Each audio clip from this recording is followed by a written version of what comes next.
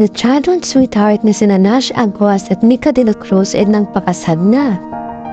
Sinorpresa ng dalawa ang mga netizen sa kanilang kasalan Mayo 18, 2024. Dati pa man ay magkakilala na ang dalawa kahit hindi pa sila member ng Going Bulilit Show. Nagkaroon nga ng strong foundation ang kanilang friendship nung nagsimula na silang isa lang sa Going Bulilit. Ayon pa kay Mika, lahat ng masasayang araw niya sa kanyang childhood days ay magkasama sila ni Nash Aguas. In their teenager days, lagi na silang nagte-text at nag-uusap. At minsan pang nahuli si Nika de la Cruz ng kanyang kapatid na nag-I love you sa text kay Nash.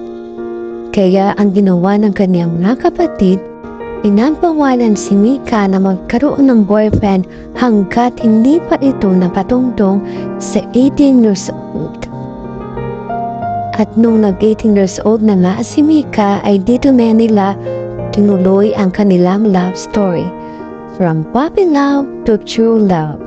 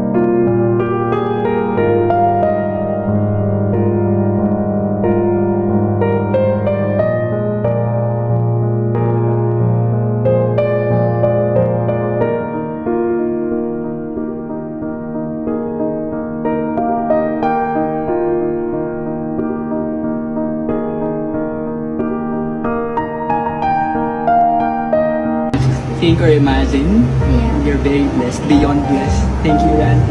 Super good. Randy, you're such a blessing to us. During wedding, grabe. Simple lang yung peg namin eh. Pero, Because of your love and your kindness. Thank you for your effort. Thank you for your presence. We enjoy being with you. And we enjoy being here. And sobrang laking blessing sa amin.